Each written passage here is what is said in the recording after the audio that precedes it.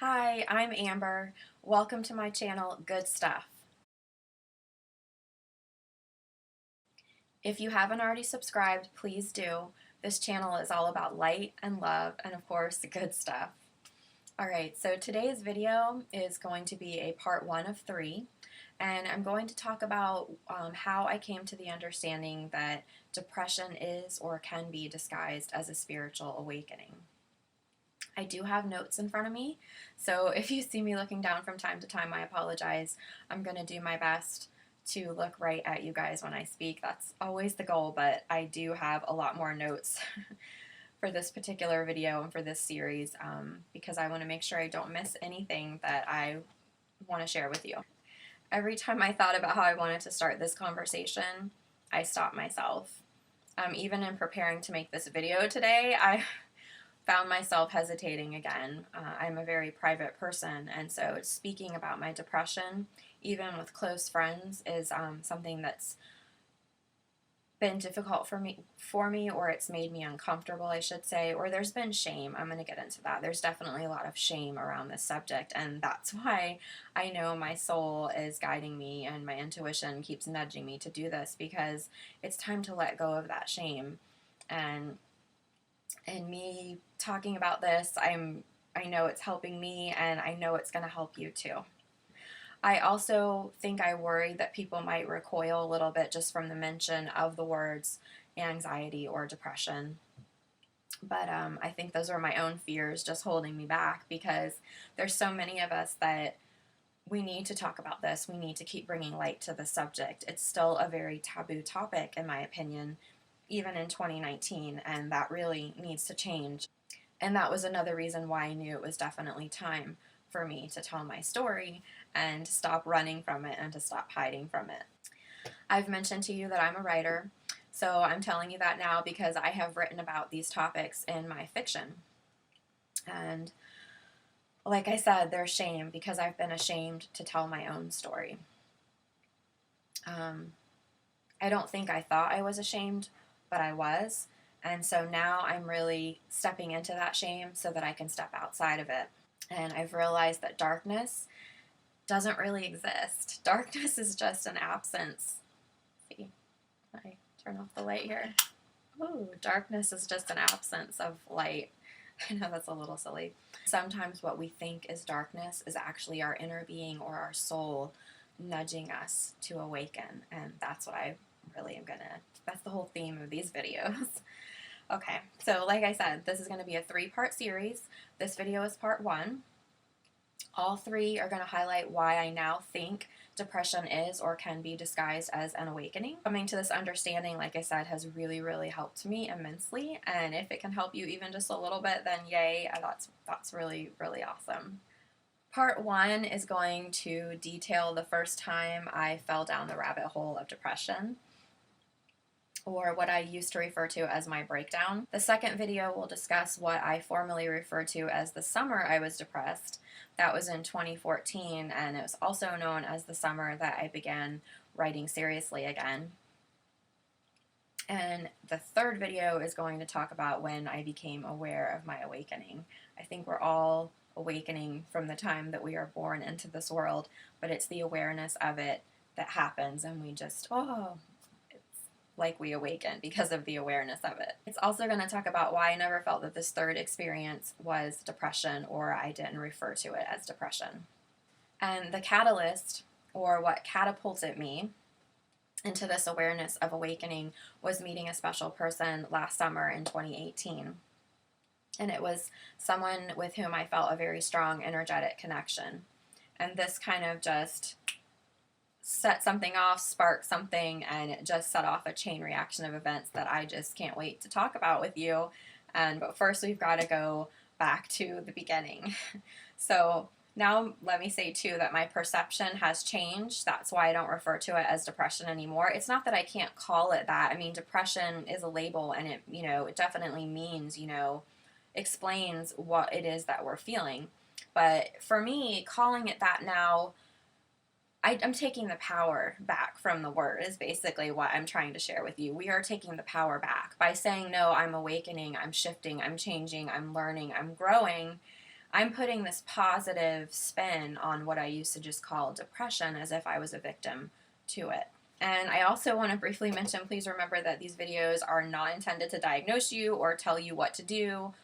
You have your own journey and you have to figure things out for yourself. So follow your intuition. Always do what it's guiding you to do. If you need to seek professional advice, if you need to look into medication or supplements or whatever it is you need to do, you know what you need to do.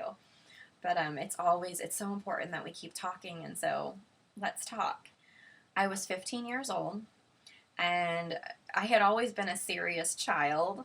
I wasn't depressed, but I had always been very serious. I can remember being as young as 10 and adults making a game out of trying to make that 10-year-old girl smile. I also kind of have a natural, my mouth kind of naturally frowns, so I think that's part of it why people would tease me, but at the time, I think it reinforced that I just wasn't happy or I couldn't smile. But anyway, I didn't even want to give those adults the satisfaction of smiling, so I would try very, very hard not to smile when they would play this game with me. I'm just telling you the story because it's just kind of cute. So I was a more serious child.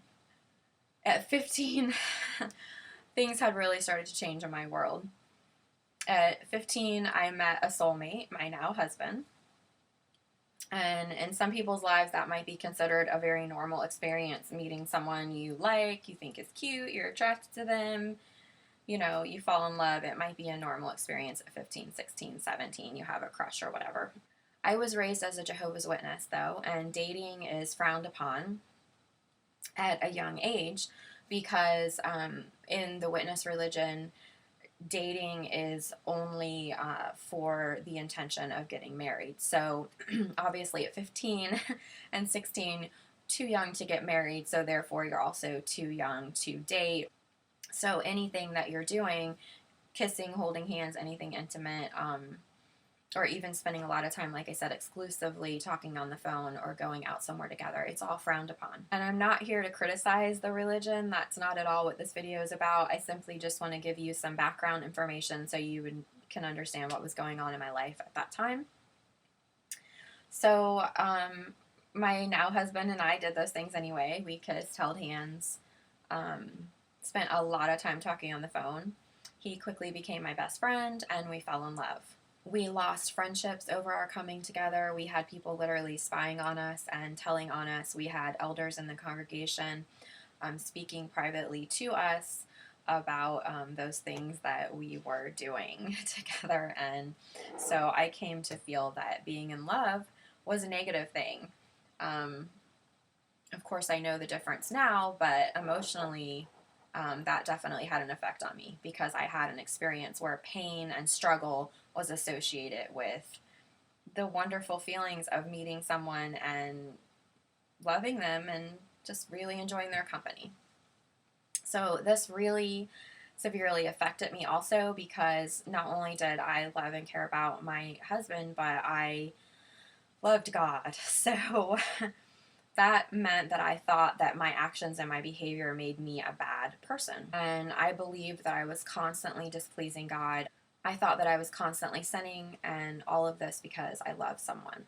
I thought that because of my feelings, I would not be granted eternal salvation, or I thought that that gift would be taken from me. And so this all weighed on me very heavily. The child who was always very serious, it wasn't just oh, that's not a big deal. This really weighed on me at that time, and it was a really huge deal.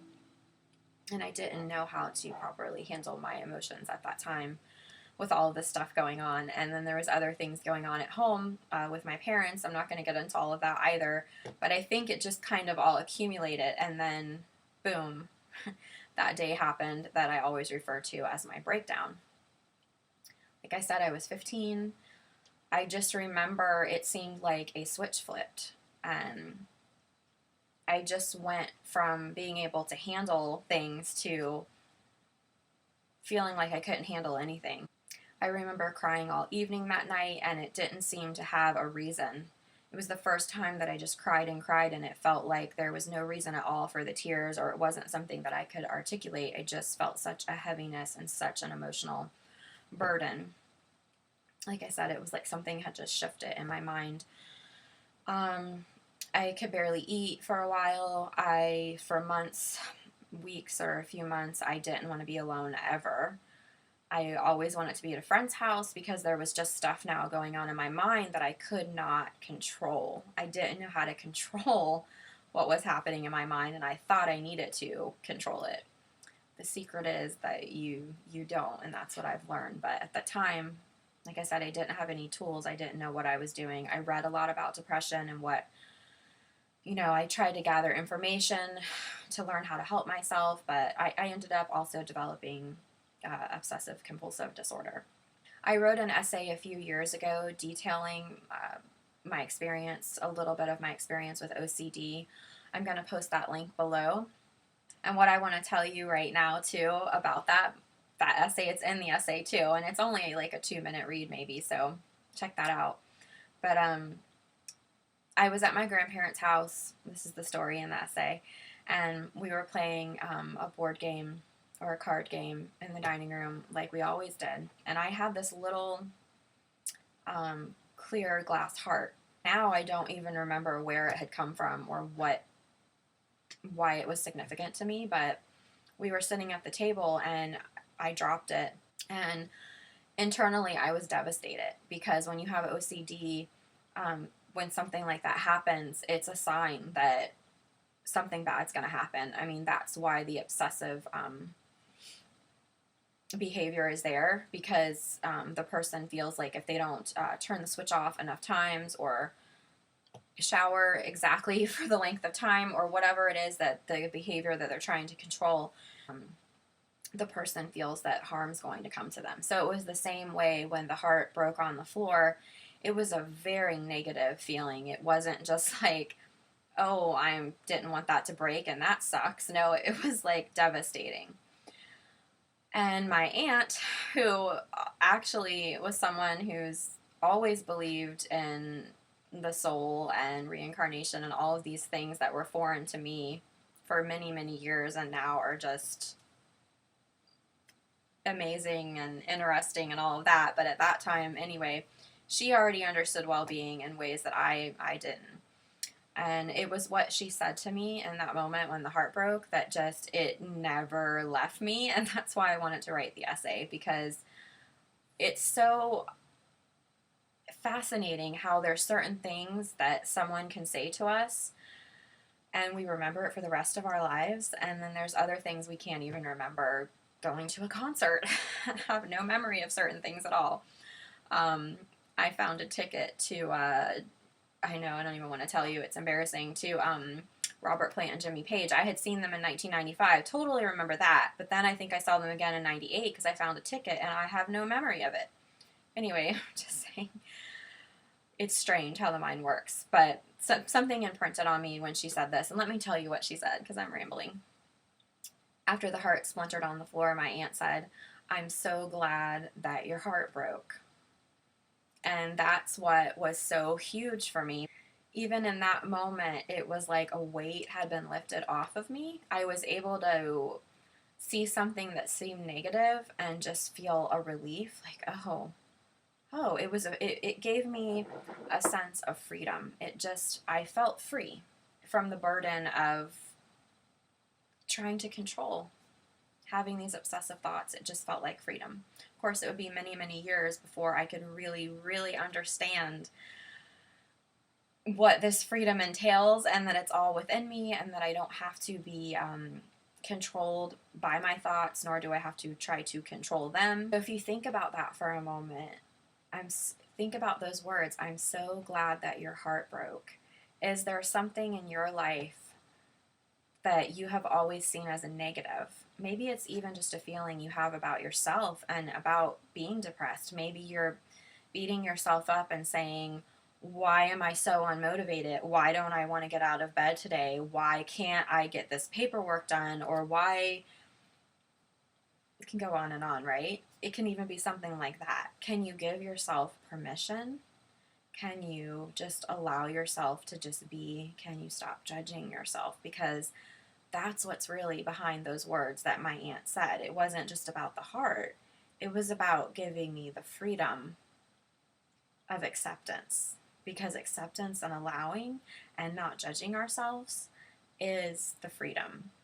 So can you say to yourself, I am so glad that I am feeling this way today because I know it's exactly where I am right now.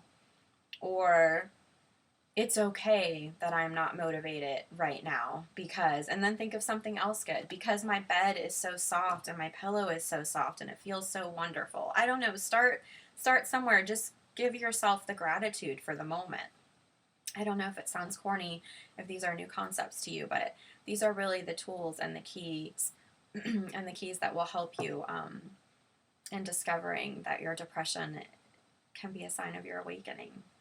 So it would actually, like I said, it would be years before I could really understand fully what all this meant. Even when I wrote the essay that I'm linking below about this story, I didn't fully understand it. It's only been in the last year that I'm really coming to grasp all of this information more about how I am not my thoughts. I'm just the observer of my thoughts, how I don't need to, like I said, or I'm going to repeat it again, we don't have to control the thoughts and the thoughts don't have to control us. I know now that I was completely wrapped up in my thoughts and in my identity, the identity of who I thought I was. See, we end up thinking that we are our thoughts because we hear them all day long. We just identify with them. That's the freedom, is that we are not our thoughts. I do still, of course, have days like this. I was going to say I'm not perfect, but guess what? We are perfect just the way we are. So that's the whole allowing, is that saying, you know, it's okay. I don't like the way it feels when I have a day like that, when I feel that I am being consumed by my thoughts. But the power is just being taken from them, because the more I learn about this, the more I know that I'm the observer, the smaller, the less and less power the depression has over me. Which I don't call it that anymore, but you know, I am, just for the sake of the video. I want you to think about something that you love doing. Are you good at a sport? Do you like to play a musical instrument? For me, it's writing, and I know I'm talking about being in the zone. It can even be in nature, when we're watching a sunset or looking at the clouds or we're connecting with an animal. We're in the zone. We're not having a whole bunch of thoughts about what are we having for dinner, and oh, I didn't call that person back, and oh, I'm really awful because I yelled at my kid this morning, and just, you know, blah, blah, blah, blah, blah, blah, blah. We're not having those thoughts. I think about Michael Jordan with his tongue out in the air going to dunk the basket. Do you think that he's worried about any of those things when that's happening? Do you think that he's feeling any sadness? No, because he's in the zone. It's not just because, oh, he's not depressed. No, he's just in the zone. So when are you in the zone? Because this is just a great example to show you that we are not our thoughts. So of course we're not going to live our whole life in that zone, but it's definitely attainable, and it's definitely something that you can reach for. You're reaching for that feel good moment, that feel good time. And I want to say this too, it's now in the present moment. So when I say you're reaching for it, it's not like you're thinking, oh, when is that coming? When am I going to feel good? No, it's just right now. So it's like right now, like I was saying, my bed is so soft, my pillow is so soft. I'm so glad that I'm feeling good today. It's just right now that you can start reaching for those thoughts, and before you know it, things can shift for you. And meditation is another really great tool. It's really the number one tool to help shift thought and mood. It's like pushing that reset button. So depression tries to take the present moment away from us. It wants us to keep living in the past, or it wants us to keep thinking that there's something better in the future. It doesn't want us to just be in the moment, and a lot of that is because some of us can be so identified with those thoughts, and they can feel like they are suffocating us, that we don't feel, it almost can feel like a prison. And I get that. It's definitely, I don't know what to say. It's just that when you feel that way, you can't go from point A to point B. So when you're feeling that bad, we certainly can't just jump from there to here.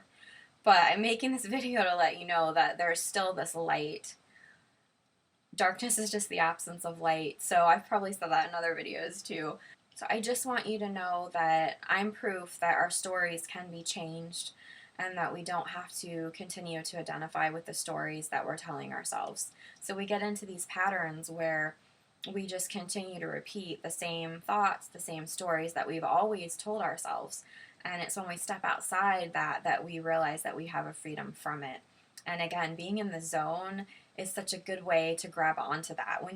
When you are in that moment, in that really feel good moment, just oh, I was gonna say think about it, but really it's like you don't have to think about it because it's just a knowing. You're just there. You can take back the power from depression. You have the power. It's all within you. You are awakening to who you really are, and you are ready to live the life that you were always meant to live, to be who you are, to not identify with those thoughts and with that same old story anymore. Okay, so even if it comes up, you can be the observer of it. It's okay. It's coming into the mind. Oh, there it is. Just let it go. I'm going to talk more about letting go and allowing in the other two videos, and I'm going to post the links to those two videos below. Like I said, 3-part series here. I'm also going to post some links. I'm going to post an Eckhart Tolle link and the link to Michael Singer's book, The Untethered Soul, and the essay, of course, that I wrote a few years ago. Thank you for watching part 1. I hope that you found this information as fascinating as I have, and I hope that you have found comfort and some peace in it, and I'll probably link a meditation in there too, so you can get started on that as well. Alright guys, I hope you have a wonderful, beautiful day. Thanks for watching. Peace.